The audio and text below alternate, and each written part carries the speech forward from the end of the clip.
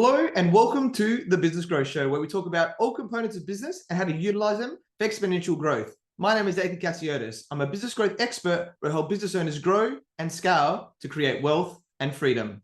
Today, I have an awesome guest. Her name is Lynne Peyton, and she is a change management consultant specializing in leadership development, a coach, author, speaker, podcast host, entrepreneur, and property investor.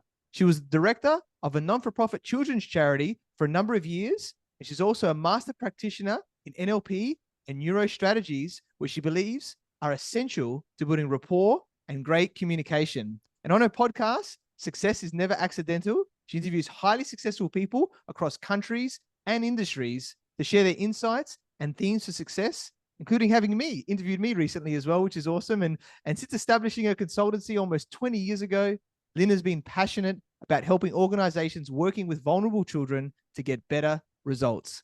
Welcome, Lynne Peyton, and thank you for being on the Business Growth Show. It's a pleasure, Ethan. Thank you so much for having me. You're very welcome. I'm sure it's going to be amazing for everyone watching and listening today. So you're a successful entrepreneur. And for those people who don't know who you are, just introduce yourself by telling us a little bit more about you and your journey. That's so funny because that's not really how I think about myself. I've come from a background. I was born and educated in Belfast in Northern Ireland.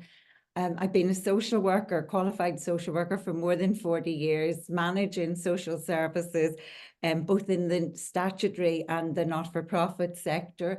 And for the last 20 years, consulting primarily to that industry, but also successfully coaching small businesses. And I've always been good with money. I've always been good at investing, Ethan, and I've kind of good at, when I say that, I've lost money over many projects as well, but always willing to get the learning and try something else. So my journey, I think, has been organic, but there were some key times when I either pivoted or consolidated what I already knew. And one of those was meeting my husband, because he and I have similar values, and everything we've done in our investing career and also in our professional careers have been joint efforts. And I think partnership is key to that. The second one was determining at an early stage that life is all about investing in yourself. If I don't grow me, then I can't grow either the services I offer to other people or my investments. So self-growth has been a huge part of my journey and still is, which is why you and I do what we do. And, you know, what do you do at 71? I started my first podcast and learned so much from people like you who've been adding value to this sector, and in fact, all different sectors for many years now, because your show is so established. Yeah. Thanks a lot, Lynne. Much appreciated and amazing the journey there. And I love the the constant growth and testament to you, to still going strong. And I think it's like George Ross, who we both know, right, is in his mid-90s and still very sharp, right? If you don't use it, you lose it. So if you keep the mind going and the growth, I aim to be as sharp as you, as I get more wisdom as the years go on as well too. So I love that and love your background too. And I know you're big on leadership and what you do in the change management area. And I know you have your core leadership program, which has 4 pillars. Did you want to maybe share a little bit more about what they are to set the scene? Yeah, I think all leadership comes down. You can group it all under these 4 headings. So C is for communication, because you and I both know being an effective leader requires you to be able to communicate. But we don't just communicate with our words, and we certainly don't just communicate with email. We communicate with our personality, with our body language, with our facial expressions. And that's why I think a lot of the work I do can sometimes be undoing misunderstandings, because email is such a one-dimensional way of communication. So leaders have to be great communicators, but it's not just about talking, it's also about listening. And as leaders, we have to really develop our listening to understand skills. Stephen Covey says most people listen to respond as opposed to listen to understand. So whoever our clients are, we have to listen hard to understand what is it they really need. Excuse me. The O in core is for optimization. We have to optimize all the resources at our disposal. People tend to think of resources in terms of the budget and the staff, but our resources are much, much broader than that. And so I work with people trying to empower them as individuals to take personal responsibility, to work on their mindset. And I have a formula for success, which we might look at later on, which is really about optimizing your mindset as your starting point and learning to become more emotionally intelligent and more resilient. The R is for relationships. We weren't meant to walk this path alone. So we need to have a network of relationships, of people who can add value to what we're doing. And especially in my sector where we're talking child protection, adoption, fostering, mental health management, you need to be able to have working relationships with partners in all other agencies. And that can be in terms of individual case management, but could also be for CEOs in terms of service development. They need to have working relationships and partnerships across all the stakeholders. And A is for evaluation. There's no point doing things over and over again if they're not working, and we all do that. But my basic take on evaluation is figure out what's working and do more of it, and figure out what's not working and stop doing it. So in almost all my coaching and all of my workshops and development sessions, I get people to do a stop doing list, to really evaluate what they're doing that isn't serving them. Maybe it did in the past, but it isn't any longer, and stop doing things that aren't working. Yeah, I love that. What amazing 4 pillars there. And I think the stop doing list is so important. And, I think everybody should be noting that down, right, as an action and do it. And it's not just a once-off thing, right? Because as you grow, there are more things that happen over time. And I think this is the importance, of what Lynne is talking about here. And I love that you mentioned Stephen Covey, the author of 7 Habits of Highly Effective People, which is a great book as well. And, so many great learnings from him and that you're sharing with us here today. And I don't know if you're familiar with his son's work. He wrote an amazing book called The Speed of Trust, because after he took over Franklin Covey Empire, he realized that just because he was the boss's son didn't mean that people would necessarily trust and respect him. So from his own personal experience, he wrote a fascinating book about trust. Ah, interesting. I haven't checked it out. I definitely will have to do that. You've definitely well versed in his efforts there, but he definitely set the scene very well early on how to be effective in what we do. So love that. Now let's get into strategic development now, and I think this is an important part of what we do, strategy generally, right, in business, but especially as we're moving forward. So how do you approach, I guess, the process of strategic development in an organization? Well, people very often call me when they're stuck. They've been just kind of doing the same things over and over again, and they want to get more strategic in their thinking. The challenge for most organizations is that the boss and the senior management team very often revert to the doing, the operational management, because that's what they're good at, that's what they understand, and at some level, that's why they got promoted. But strategic development is what keeps the organization healthy. It's what keeps it, probably secures its survival, because it starts to look at what are our longer term goals, what are some of the things that could influence that, what's the context, what's the emerging context. I mean, look how many industries have gone out of business in the last few years. People talk about Blockbuster because it didn't keep up with the sort of digital revolution. So strategic development is so important, but I really just start with, well, what are our outcomes? What are your visions? Where do you want this organization to be in the next few years? And ultimately, what is its purpose? So again, the organizations that I tend to work with are very purpose-driven in terms of wanting to help, but you have to drill down. What would that help look like? How does that help complement what other people are doing out there? What are some of the things that we could capitalize on? What are some of the risks? And it was fascinating recently because a CEO of an organization that I've coached over some years now has just completed her MBA. And it was like she was saying, suddenly I'm really understand all the things you've been talking to us about for over the years. And she said, as a CEO in a not-for-profit sector, she's realized that she has to run her organization like a business. And then she was talking about all of the different marketing. She never thought that would be relevant to her organization. Financial management. She just got a new zest of life for the organization. And really, it just shows you need the education for yourself on top of the coaching and consultancy work, because it was when all of that came together that she truly understood her role as CEO.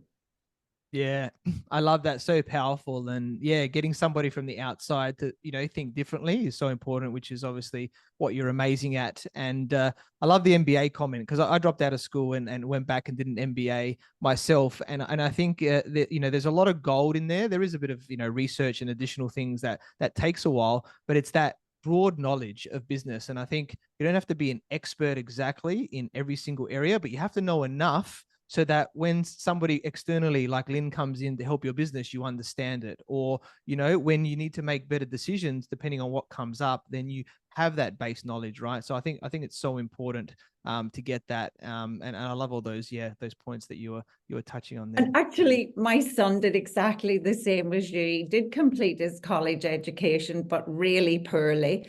And then years later, went back and did his MBA, and now is working on his doctorate. So, I think our path to education, the traditional route, doesn't actually suit everybody. It's about when you're ready to grow and learn and develop.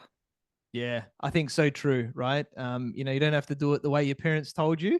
Do it, go on your path, whatever that is, and hopefully break the mold and take your life to that next level. That's always my intention there, to leave the next generation better off, which is, I know what you're doing as well, with the children and everything in the organizations that you work with too, which is amazing. So let's talk about building effective top teams now, because I think you can't have an organization without people, right? So you got to be having effective teams into what we do. So what do you think are some of maybe the most important qualities or something when you're building, these great teams and getting that alignment, I guess, across them? We're all in the people business. And I think the most important thing for the top team is to build a culture that allows everyone else to be empowered and to develop. And people, they don't really understand what we mean by business culture. And culture is really just the experience of the people who work in the organization.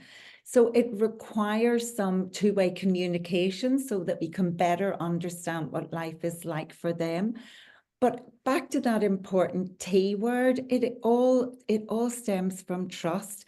So I work on getting the top team to really get to know and to trust each other, because in lots of top teams, they don't. They come to meetings, senior management meetings, and they leave again. And the amount of informal dialogue and conversations they have outside of those meetings can sometimes be so limited as to be unbelievable. So I really try to build the relationships within the team, and that starts from trust. I think when I work with anybody for the first time, the introductions exercise is so important. So I have a template for that. I get them to talk about who they are, to tell us what their job is without using their job title, so that we really get what it is they do. To tell what they offer to the team, what are the particular attributes that the team can rely on them for. And then I ask them what they want back from their colleagues. And then I get them to tell us something that we wouldn't know about them. Now that's great, because that gets a bit of humor and what in. But that exercise generally is a great starting point for building trust. And then we have to look at, how do we build that trust out into the organization? And the way we do that is by empowering staff. So empowerment is my big theme. Let people have a go. If they get it right, celebrate all the wins. Encourage them to use Pendleton's feedback model. What do you think went well, Ethan? if you were doing it over again, what else would you do if there was one thing you would do to make it even better? Even's a great word. Have your audience write down that word even. There's no judgment in the word even. So if I say, what did you do well? What could you do even better? So it's about allowing people to grow and not doing everything for them. People always say that what they bring is support. I said, that's my least favorite word, because you have to define it for me. And most people, even in top teams, think support is about doing for and minding. And support is about allowing to grow and develop and empowering. So yeah, so I don't know if that answers your question, but I think it's all about building a culture of trust and empowerment. Yeah, no, I love that. Great answer. And I think a lot of, people towards the top, whether they're the owner or senior managers, they think that they can only do it themselves, right? And I think that's the problem. And excuse me, I think that the biggest thing is that mindset shift, right? I know you're big on mindset, which we'll touch on more so as well, where it's understanding that, okay, I've got to allow them, like you said, to make the mistake, but using the better language to get that improvement going in, to not try and keep it all yourself, because that's how an organization builds, right? Whether they're a for-profit, non-for-profit, it doesn't matter. That's what you have to do. You have to be able to let go and let other people do that, and then the organization will be better off. So I think they're really, really great points that you shared there as well. And the thing, I remember years ago, a CEO who prided herself on being in the trenches, and they'd bought her a headlamp for Christmas because, she was always willing to get down the trenches. So I said to her, send it back and tell them to buy you a helicopter, because that's the imagery that we need, that you're out in the helicopter seeing all that's going on, because when you're in the trenches, you can only see what's in front of you. Yeah, so true. Love that helicopter model. I might have to go buy a helicopter, a little model one or something like that now. We're always good. We can have that on the show. Maybe it would be good fun. So it doesn't always go the way we plan, right? And I guess sometimes we need some mediation or things like that. You got some conflicts that happen in the workplace, whether that's at a senior level or just generally in teams. So what are your thoughts around, handling situations and, mediations and how that works to get an outcome that's ideal for the organization? Yeah, I think mediation is a particular skill set. I did one recently that was very successful, but the starting point was that they said they trusted me to do the mediation. So I think the person who is providing the mediation has to be someone that is trusted by the various parties. The second part is you have to really understand what the issue is for each individual person. So you have to create an environment. I mean, they booked me a room. I said, I can't do it there. So I booked a room in a hotel just slightly away from where nobody would run into anybody else that they met. It's an emotional thing very often, mediation. So this one was particularly emotional. So I had to have a setting that was conducive to the mediation. But regardless of whether it's high-level mediation between companies or whether it's very personalized where people have been hurt, you have to understand what each party's position is, and then help them to see what needs to happen. That's one of my favorite questions. What needs to happen in order for us to move forward? So at the beginning of mediation, I try to find the common ground. Why are we all here? When this has been a successful session, what will we have achieved in the broader picture? And then look at some of the hurt or the misunderstandings or the confusion, and really work towards resolving that. And you and I both know the guy who wrote, can't remember his name, Gabe, the book, Don't Get Cross at Penguins, because penguins can't fly. And I think there's some very useful tips in that. But it also is a great reminder that some people are just wired a certain way. So we have to accommodate that in the mediation. And I think, so nowadays, we're dealing with people in organizations who have ADHD. We're dealing with people who are on the autistic spectrum. We have to understand how people function if we're going to communicate with them effectively and help other people to communicate effectively with each other. Yeah, I love that. So true. And yeah, the trust, those individual settings and all those little areas about communication and the individual person, don't make assumptions. So true there. And let's get into coaching mentoring now. And I know we are us both, in this space. It's a great topic. And I know this question, but I'd like to hear it from your perspective on just like, I guess, the differences initially between coaching, mentoring, and how I guess that's applied, from a leadership perspective, organization to really, empower and take it to where it needs to go. Yeah, well, coaching is the belief that people know the answers to their own situations. So as a coach, we ask great questions to encourage them to think up, well, what's the real issue? What are the options? What's the potential? And I suppose one of the best models to simplify the coaching process is grow. What's the goal? What is it you're trying to achieve? The R is the reality. Well, where are we now? What are some of the factors that we need to take into consideration? The O is the options, and allowing people to think those through. And then the W is the breaker, isn't it? Because the W stands for, okay, well, what will you do? Because if we can make great decisions, but if we aren't prepared to act on them, so people might have got this option and this option and this option. And then you go, okay, so how would that work? What will you actually do? That's when people get the reality check and go, well, I won't do that. No, I'm much more likely to do this. So Grow is a very simple coaching model.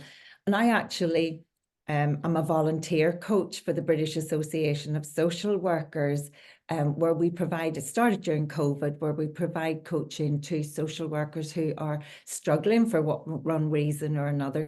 Could have been the isolation and adjusting to home working, but it actually has thrown up situations of bullying, situations of overwhelm, stress, people not in the right jobs, people feeling stuck.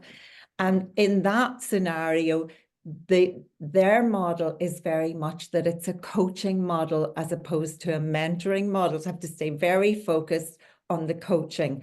In my role as a consultant and a coach to people within organizations, I think I flow between coaching and mentoring because they come to me because I know the work, I understand the organizations, and I have walked the path before, which I think is the definition of a mentor, is someone who has actually walked the path before, who understands the business, who's been successful in the business.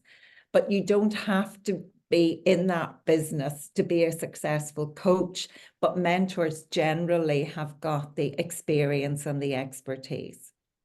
Yeah, I love that. Great points, and I completely agree. And I think I fluctuate between both as well. And I think as you get better, right? I know us both being NLP, practitioners, is understanding in that moment, like what to do. Do I need to ask the question? Do I need to dig a little bit deeper here on what this person's telling me, or being aware of the language that's being spoken? Or is it a time where I need to inject, from my knowledge of what I see as the path forward? And I think that's an intuitive thing, right? When you're in those moments, the more you do it, and then you can get really, really powerful outcomes, for people in that way as well.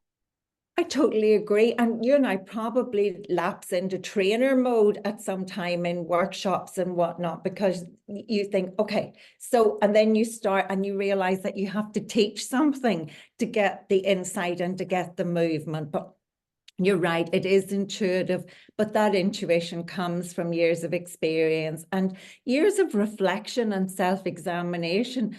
I mean, every time I run a session or I have I run a workshop or I run a day on something, a top team building day, I'm my own worst critic. So on the way home in the train or whatever I'm doing, what could I have done better there? Did I get the, so it comes from all those years of reflection, introspection, experience, and then we build expertise.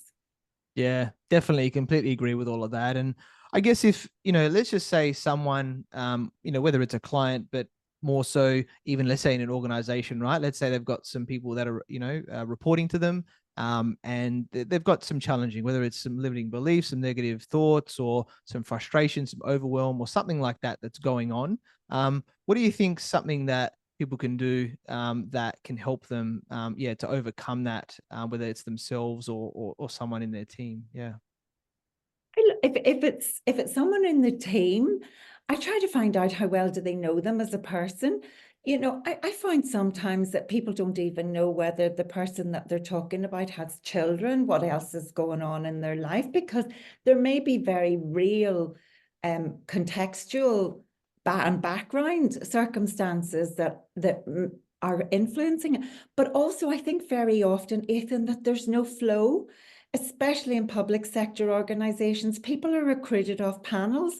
They get a promotion, but the promotion's not a good fit for them. So I'll give you an example. If you're running at the front door of a busy child protection organisation and referrals are coming in hot and fast, you have to have a particular skill set of knowing who to call to get background information and putting it all together and doing a quick analysis. If your background was working in residential care, that's a different pace. And if you want to have a conversation with one of the children, you can pick your time. You think, oh, mood's not good now, I'll wait till later on. So somebody gets promoted from a residential care service to working at the front door in an intake team. It's a completely different skill set. So very often I just figure out if the flow's not right, if this is not the right, if the person's skill set are not necessarily aligned to the job they're currently doing. So that could be one reason. The second thing I use is scaling. So okay, so what is it? And always start with building a foundation of positivity. What are they good at? Let's say there's a team leader who's worried about the performance of someone on their team. So tell me what they're good at. It can be a real struggle to get people to think about what the person is good at. And then okay, where do they need to develop? And then I'll do scaling questions. So on a scale of 5 to 10, I never start below 5 because we can't climb from 0. But on a scale of 5 to 10, where are they now? And what needs to happen for them to get to a 6? What's their part in that? What's your part as the team leader? And I find that helps because scaling's visual and people can see. And then we're talking, if they're at a 6, what needs to happen for them to get to a 7? So we're looking for incremental growth all the time. And then I always want to know from the team leader, what's your part in this? What could you do differently? What have you not tried? Because our goal as leaders and our role as leaders is to build the environment where people can grow.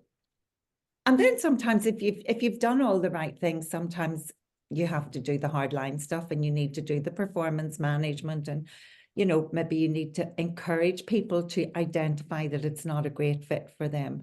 But I've also helped people transition out of organizations and find something that is much more relevant and satisfying for them. We all need to be fulfilled at work. You can't go to work every day unless you're fulfilled. But part of that fulfillment is looking at personal responsibility. What else can I do? There may be no other job for people at the moment. So how can they be the best version of themselves where they currently are while they look for a better opportunity? Yeah, so true. I love that. And the saying I know you know as well is, you know, if you're not growing, you're dying, right? And, you know, a lot of people want to feel that growth, right? That human need there. And that's where these incremental, you know, shifts that you're talking about helps them to get that growth, that they're doing something. So they're feeling valued and they're getting something for the organization, as well as enjoying, obviously, what they do is important too. So, yeah. A great example recently, I had to work with a national team in an organization that was discontent, is the way I'm going to put it. But 2 people on that team were 60 and they said they were just putting in time until they retired at 65. And out of all the other things that we did that went so well with this particular group, including getting the senior management more attuned to their needs, those 2 people had completely changed their attitude to work, and they were now asking, what can I achieve in the next 5 years? How can I enjoy? Where can I add value? And for me, that was, you know, if nothing else had happened, that was the most fabulous part of that they had not, because you do die if you're not growing. There is no standing still. There is no marking time. So for me, the best part of that particular contract was that those 2 people reinvested in their work, but also in themselves. Yeah, I love that. So true. Great reframe and direction forward there. And yeah, so much value that you've shared with us today, Lynn, in the short time that we've been together. As I guess as we're starting to wrap up, what one key piece of advice would you like to give to everyone watching and listening today? There's always a way. My father always said the only day he was beaten was the day he wasn't there. So I always show up, because if you show up and you are creative with your thinking, there's always a way. So show up, ask yourself great questions. What am I not seeing? What have I missed? What else could I try? Because there is always a way. But we don't all have always, we shouldn't be doing it all on our own, Ethan. If we're really stuck, we need to get help. So it's back to that network. It's back to the value of coaching and mentoring. Show up, get help, and there is always a way. Yeah, I love that. So true. Completely agree with that one. And yeah, we connected, through our networks. I learned about your awesome journey. You're an amazing woman, so knowledgeable, and so much, you shared with us today in the short time. And you're doing it for such a great cause, in the organizations that you're helping to really help, the youth that really need it as well. And I'm sure you continue to help, them with, with vulnerable children to get, better results, which is amazing at what you do. And yeah, I could just imagine you going into these organizations, you'd be a powerhouse going in, going, wow, Lynn's amazing. You'd probably have more energy than most of them, and creating real change, which is great, and really leading from the front, as we're talking about leadership here today. And very grateful that we connected and I enjoyed, spending time recently in Dubai together, and doing the other things that we do outside, the investing side, and all that fun stuff too. And look forward to working with you further, Lynn. So how can people find you, get in contact with you? So there's lots of great stuff on my website, lots of articles and exercises and podcasts and whatever. So lynne@lynnepeyton.com is my email. The website is www.lynnepeyton.com, and I'm also on LinkedIn. Beautiful. Awesome. Definitely check out Lynn there. You got her email, her website, on LinkedIn, get her on socials, see what she's all about. If you're in that area, definitely have a chat to her. As you can see, a fountain of knowledge and wisdom over here. And it's been a pleasure interviewing you, Lynn. Thank you for being on the Business Growth Show. Ethan, thank you so much for having me, and look forward to seeing you in LA and some of our other ventures. Thank you, everyone, for watching and listening to this show where we talk about everything on business growth. And please like, subscribe, and leave us a 5-star review. You can find me on LinkedIn, Facebook, Instagram, and YouTube as Ethan Cassiotis, or visit my website, ethancassiotis.com. If you want to grow and scale your business, you can reach out to me on any platform to see if we're a good fit. I completely agree with you, or do I? The only way you know is if you tune in next time. So until next time, remember that our business grows when we learn skills and take action using them in spite of fear. So remember to design your growth and results.